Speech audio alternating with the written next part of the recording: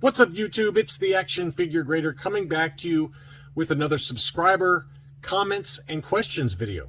And I'm only as good as the questions and content I receive. So if you guys like these kind of videos, send me some more questions or comments.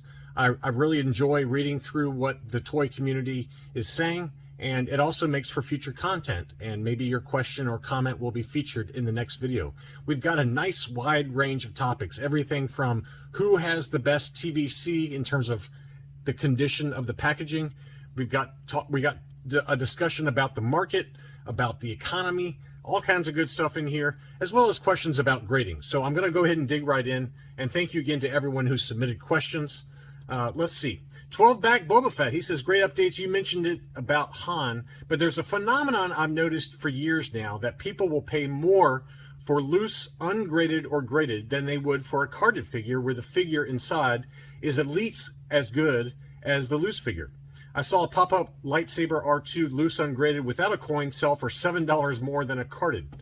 And this is a great point. There's certain figures that always tend to do really well, and if they're loose, or if they're loose high grade, oftentimes they can sell for higher than a mint on card. And I don't know why that is. I think part of it is because people maybe have collection space issues like I do behind me, and maybe they just don't want a mint on card, and they just want a really, really high grade figure, and they only collect AFA 85s or 90s or whatever the number is.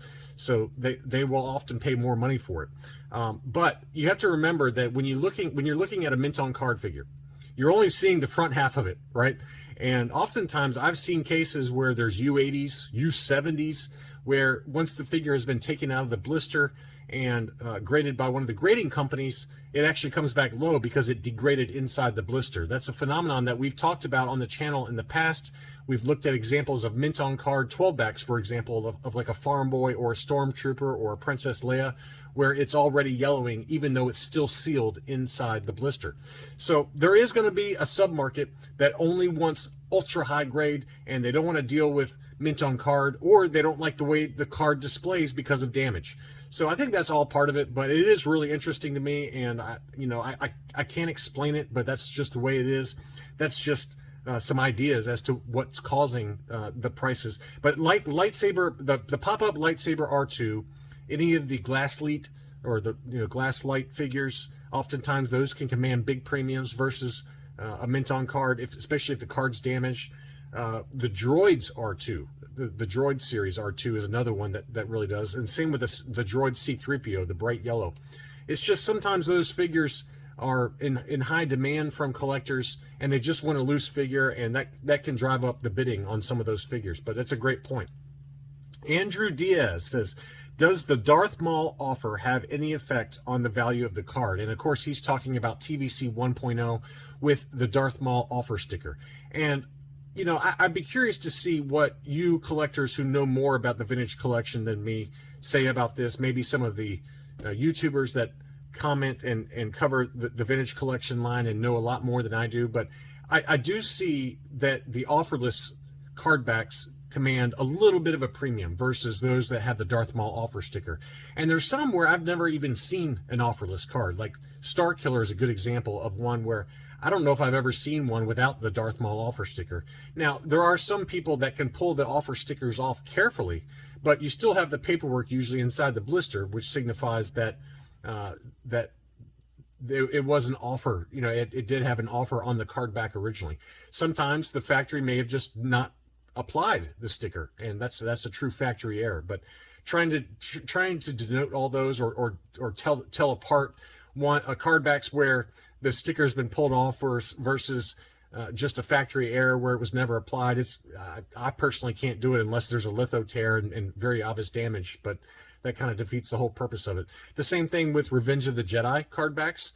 Obviously you have the prototype Boba Fett, the white offer sticker on ones with the paperwork inside the blister versus the true offerless that were in the Death Star SDCC set. So, but I do see in general that offerless card backs command a slight premium, but I'd be curious to know what other subscribers who are watching this video think about that, and maybe they have some better comments there.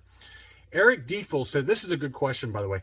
Eric Diefel says, good day. I just picked up a Palatoy 30 back A Hoth Rebel Soldier mint on card. It's probably my nicest mint on card. I'm thinking about sending him in for grading. My question is, the only thing is that his head is turned looking off to his left. Does this affect the grading at all? And I think that the answer is yes. It's a very slight, the figure subscore will receive a slight ding. And I have an example from my own collection. I have this 41 back B Lobot, where the figure's head, as you can see there, is looking at the card back image of Lobot and says, hey, nice outfit there, buddy. And so it's kind of a funny thing to see his head turn sideways. But if you'll notice on the grading label, it got a figure score of an 80. And usually, unless there's obvious wear to the figure, which this one does not, or if the blaster has come loose inside the blister and that it's fallen off the tape that holds the blaster, then it'll get the 85. But because the blaster is still attached to the inside of that blister, and based on my untrained eye, the figure itself doesn't have any degradation, it only got an 80 instead of an 85 subscore for the figure. So my gut tells me that your Rebel Soldier figure subscore will get an 80 instead of an 85. Maybe UKG doesn't grade it as harshly as AFA does. I don't know who you're sending it into, but at least with AFA, they apparently detracted some points because the head is looking sideways at Lobot. And I think the reason for that is because it's clear that the head is a little bit loose. It's not super factory tight. And I think that's why it got the 80 figure subscore. But that's a good question. And I don't know the firm answer on yours. I'd have to see photos of it. But based on my experience with my own Lobot, I would say that it'll probably get a slight step down in terms of the figure subscore. I wouldn't let that if the rest of the card is beautiful and it's got a crystal clear blister in good shape and all that, I wouldn't let that stop you from sending it in, though. It's just a minor ding to the figure subscore. Braddock 843 says, with the impending recession, is it your recommendation to hold your collection, and is it a good time to buy? I'm a TVC collector and curious on your thoughts. Well, we've talked about this a little bit, but I'll go ahead and share my thoughts again.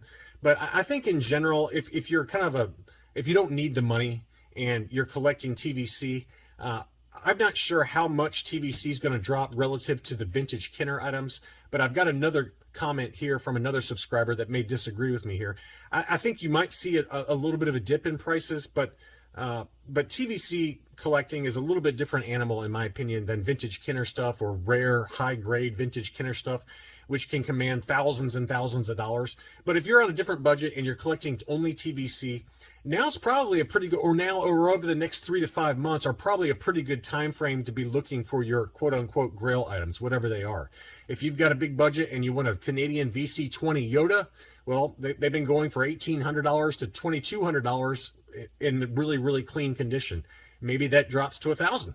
Maybe it drops to $1,200. Who knows the number? But whatever your personal grail is within the vintage collection line, I would think over the next, let's call it 3 to 6 months, as the recession kicks in my opinion, you'll probably see some drops in prices, because there's going to be some collectors that just don't have the budget to deal with a recession, or they may lose their job, or because of high inflation, they need to sell off their collection to fund everyday living expenses. So I think you might see a higher supply of really nice items come up over the next 3 to 6 months, and that's true for vintage Kenner as well. Vintage Kenner items, I expect to see a pretty big influx of listings on eBay and on Facebook, and I've already kind of seen that, to be honest with you. It seems like there's more and more stuff popping up on both eBay and Facebook, and I bet we'll see a drop in prices. The really good litmus test, I think, will be the upcoming Hakes July auction. That's coming up here soon. I haven't looked at what items are included in that. I do know that there is a prototype rocket firing FET coming up, and we just had one sell in the last special Star Wars auction event that sold for something like $236,000. Well, there's another one coming up in this July auction. It's an AFA 85. Will that command a massive price premium despite all of the recent news? Are those kind of collectors affected by recession? And I don't know the answer to that, but I know that those high net worth individuals they've seen their stock accounts or their Bitcoin, and more on that a little bit later on. They've seen those accounts drop drastically, and maybe that puts a halt to their alternative investment spending, so to speak, on collectibles. So that'll be a good litmus test, because as the upper end of the market, as the ultra wealthy go, it trickles down to the common man like you and me, who do not have those kind of insane budgets. And if you're a buyer during this time period, I think you'll find some good deals. But I think if you're a seller, now's probably a pretty good time to do that. And if you have stuff to sell and you don't want to deal with eBay fees or taxes, you can reach out to me by email, actionfiguregrader@gmail.com. I can put you in touch with some very trusted buyers that have bought from other subscribers of mine. And I'm talking multi-$1,000 transactions. And whether you've got loose, ungraded, graded, whatever you got, I've got some pretty good buyers for it if they're vintage Kenner stuff. So feel free to reach out to me with any questions there. Mike Collins, I buy a lot of TVC and I'm seeing a drop. It's not as dramatic as true vintage Kenner in terms of dollar amounts, but if you factor in percentage, I bet it's similar. So in this case, Mike disagrees with my premise that TVC may not see that big of a drop just because of the dollar amounts. He's saying, hey, a $75 item going to $50, that's a big drop, right? That's a 33% drop. So percentage wise, maybe they will see a drop. And you have to also factor in, look at TVC collectors versus vintage Kenner collectors, right? It's a different budget. It's a totally different ballgame for most items, not all items. Obviously, the Mouse Droid or Salacious Crumb or Jar Jar and Carbonite, VC20 Canadian Yodas, those are expensive items. You know, you're talking almost $1,000 or more, sometimes $2,000 for some of those items. But for the vast majority of the vintage collection, they're budget items, you know, or very reasonably priced items. And I think that those buyers may be more affected by a recession because of job losses, because of living expenses, and maybe we see a massive flux of TVC hit the market over the next 3 to 6 months. Time will tell, but Mike raises a good point that percentage-wise, the drop in TVC prices may be just as significant as vintage Kenner, if not more. So that's a great point. TST Red T, whatever your name is. I think people are paying more attention to the sticker inside the case as opposed to the quality of the figure. And he's talking about with graded items. Really overpaying on a lot of those figures. So I think this is a great point, and it's something I've harped on in past videos. Buy the item, don't buy the grade. We see lots of items where it's graded AFA 80 and it has no yellow designation, and then it's been yellowed after grading, and the blister has yellowed, or the figure has yellowed after grading. So, and the prices at the end of that auction are the prices for items that don't have the yellowing. So you really need to zoom in on photos. You need to make sure that what you're buying corresponds to what the grading label says. It's extremely important, especially in an environment like eBay on an auction where there's lots of bidders and there's a desire to overpay. I know that I have been guilty of that. I am 100% guilty of overpaying sometimes if it's an item I really want. And as long as I know that I'm overpaying, I'm okay with it. It's when I buy an item where I think I'm getting something and I get it in hand and it's not what I expected because I didn't look closely at the photos. The same is true in the CGC graded comic books. You have to look closely because sometimes CGC overgrades a book. Sometimes the book gets damaged post-grading. Sometimes there's Newton rings or other defects on the case itself that might drive you crazy. And it's going to happen, but you just got to be careful. Make sure to ask lots of questions from the eBay seller. And if they don't answer your questions, move along. That's what I do. If I send an eBay seller a question and they don't respond, I immediately take it off my watch list and say, thank you very much. I'm going to put my money elsewhere. It's usually a warning sign that there's something going on with the item. Next up, Heath Smith. Heath always drops the good questions. Thank you, Heath. What's up, AFG? I have a question. When I put stands in the peg holes of my vintage Kenner Star Wars figures, it can oftentimes spread out or expand the plastic or push it in deeper. Would that affect the grade or not? And the simple answer is yes. I've actually had figures that were loose, ungraded, where I put the peg stand in and it shattered the figure. the little hole that on the bottom of the foot, I put it in the peg, and those pegs are not the right size, and I try to jam it in there, and it broke off the back half of the heel. So I do not use those kind of stands. There are stands that have like a hook, like a circular U-shaped hook that go around the waist. Those are probably okay. Just make sure that you don't scratch up the figure as you put it in. But I would stay away from those figure peg stands where it actually shoves in the figure, because sometimes those peg stands, depending on who you buy them for, they might be for G.I. Joes. They might be for a different line, and it may not fit exactly right, even if it says it's for vintage Kenner Star Wars figures. So I would not use those, and it will damage the figure, and AFA or CAS, they will note it, that there is some damage there, or expansion versus, and it also scratched the paint. That's the other big thing. There's paint that's inside those little pegs, or inside the footholes for the figures. And when you push those pegs in, especially if you try to jam it in, though, it strips the paint. I can tell you from past experience that it's true. So I would not use those if they are grade quality figures or very near mint examples. Use the ones that put a hook around the waistline, and be very careful when inserting them, or just put them in bags and put them in a drawer. That's what I do until I send them off to get graded. Jeff Moore says, it's a scary time in our world right now. I went to a comic show over the weekend, and attendance was half of what it normally is. Vendors were not really making deals. I can't really blame them for not. I made a few purchases, but it's either food for my family and gas to go to work, so collecting is not where my priority is. This is a great comment, and we are just seeing the beginning of this, in my opinion. I've got some more videos coming out later, maybe next week, that covers some of this economic data. And in the video that's coming out, I do make the argument that this recession won't be nearly as bad as the 07-08 Great Recession, but it's not going to be an easy one. The average recession lasts 11 months. That's a long time. That's a long time. And that's why I say in past videos, make sure you have a year's worth of living expenses in the event you're laid off or your income drops dramatically, like mine will. Because we are going to see a drop in the economy, in my opinion. And he sent this 7 days ago. I'm making this video as of the 22nd. The fact that the comic shows are already seeing half of the attendance, that's a bad sign that the market for action figures and for comics are going to drop even further than they already have. The comic book market has already dropped pretty significantly. And I think that the action figure and vintage toy collectible market will be the next shoe to drop.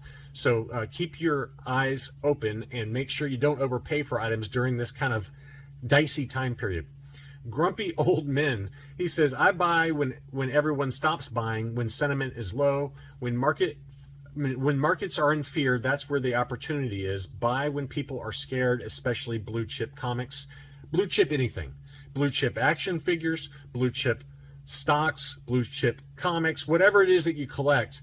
I do think at some point we're going to hit a bottom. There has to be a bottom at some point, and then we'll see it bounce off the bottom. Now, is it what I call a dead cat bounce, where it bounces up and then people realize that this economy is way worse than it really is, than we thought it was, and it drops even further?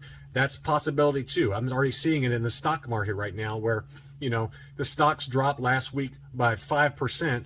The first day of trading on a Monday, the markets go up, and then the very next day, people realize, why are we buying right now? The economic environment is scary. Interest rates have to still go way, way up, and companies are reporting less than desirable earnings. We're in a recession. Why are we buying stocks right now? So I think that as the stock market goes, the stock market, as I've talked about, is a predictor of the future economy. I do feel like collectibles and houses and things like that, they're next, right? It goes stocks first. Those are the first things that drop. Then houses drop, because that's people's number one largest investment. And then after that, when the recession really starts kicking in, people start losing jobs and people start needing to sell off their collections to fund their living expenses, that'll be the next shoe to drop.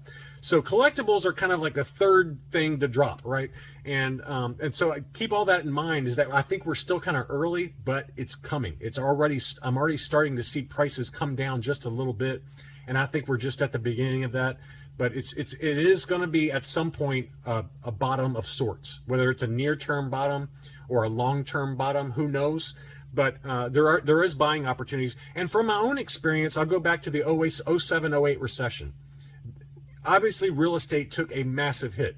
I was able to pick up 2 rental properties as we were coming out of that at basically bare bottom prices.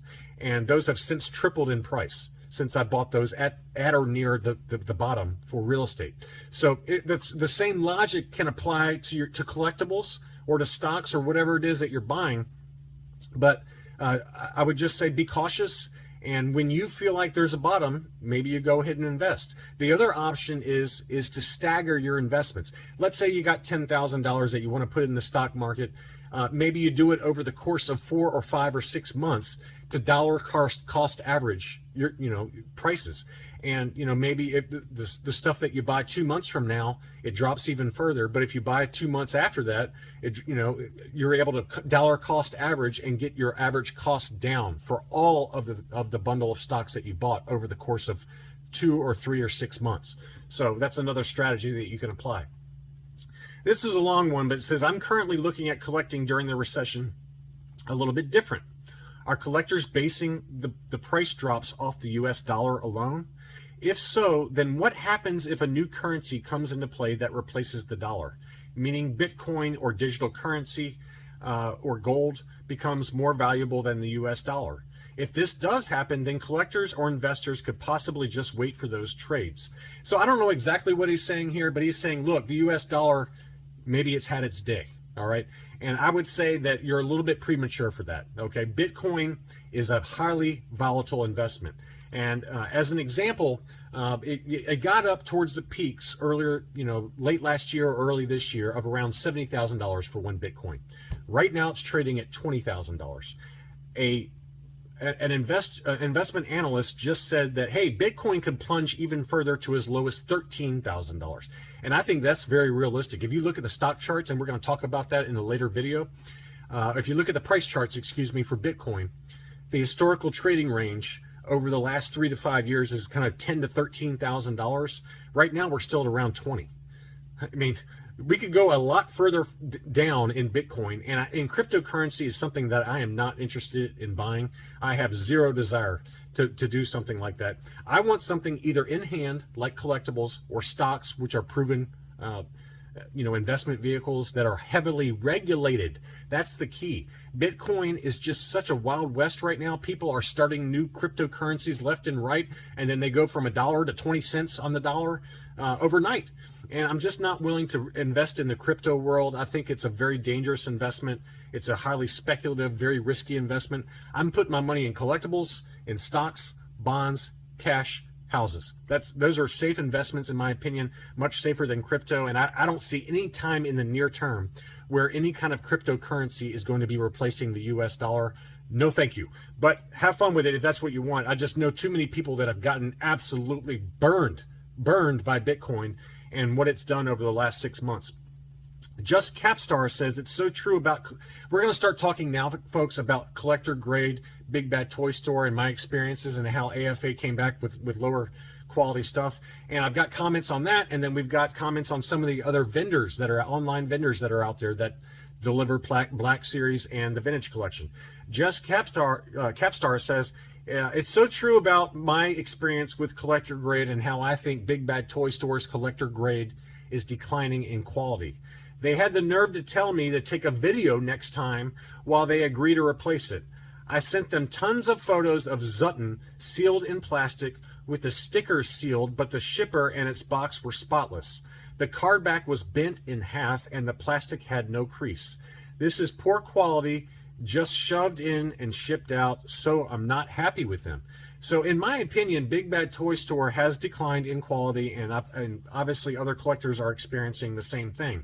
Meanwhile, Chris Curran says, I'm shocked that you had an issue with Entertainment Earth, which I did. I bought 5 ARC Troopers, the Entertainment Earth exclusive Umbra operatives. All 5 of them were creased and bent up, and I sent them back, and to Entertainment Earth's credit, they took them back, they paid for return shipping, and they gave me my credit back within a couple of days. But he says he's shocked that I've had a bad experience with them. I actually prefer ordering from them over Hasbro. My figure did have the outer box damage, but the figure was spared any damage. I had one issue a while back for Rogue One Vader, and when I contacted them, they shipped a new one to replace. Dwayne Cook says, my Umbra operative trooper arrived with a big vein down the side just like mine and was shipped separately from the other things I had ordered at the same time.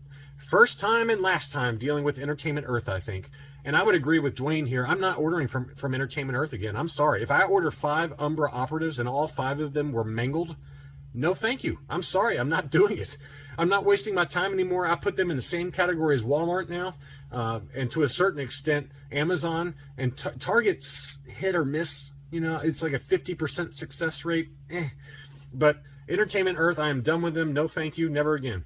I had a negative experience with Entertainment Earth around Christmas time, and this is Charles Volp who sent this one in. Charles is a Patreon supporter. Shout out to you, Charles. Their customer service has definitely gone downhill, unfortunately. I stopped using them right after that. So whether it's Big Bad Toy Store or Entertainment Earth, I've got other collectors out there who have commented on their negative experiences. Brunner Film says, you got to try Dorkside Toys. I've had no issues from them. Entertainment Earth sucks. And I'll tell you this, Brunner, I really did try hard to support Dorkside Toys because they are local for me. So I would love to be able to support a local business. But Dorkside Toys, I have just as bad of experience with them. I bought some collector grade from them, and it was not good. It was not good. They also, the problem with Dorkside is their pre-orders take forever. Big Bad Toy Store takes forever, but Dorkside was even worse. I mean, I had some pre-orders a while back. This is like over a year ago, where I pre-ordered them. Everyone else, including Big Bad Toy Store, got theirs except for Dorkside. So I canceled it. I'm sorry. It's just Dorkside is their logistics issues. And this was pre-COVID. This was pre all the logistics and supply chain issues that we're seeing globally right now. I don't trust Dorkside with pre-orders at all. So what does that tell you, folks? Dorkside, Entertainment Earth, and Big Bad Toy Store all have their issues, and those are the big 3 for online ordering of Black Series and TVC. So pick your poison, but you're not doing great with any of them, unfortunately, and maybe it's just a sign of the times right now. Finally, tongue-in-cheek here, Charles Knox says, think of it this way, the times for grading will be much reduced should a full-blown recession happen. I'm a glass half-full optimist. Well, I'm glad there's a few optimists out there, Charles, and I'm sorry that I'm not more optimistic on the recession, but he is right. Yeah, I think that the turnaround times at the action figure graders, whether it's AFA or CAS, hopefully their times will be reduced if a recession kicks in, because there's going to be less submissions. That's all I really had for this video. As a reminder, send me some more comments or questions, and maybe you'll be featured in the next video. Thanks for watching, and I'll be back soon.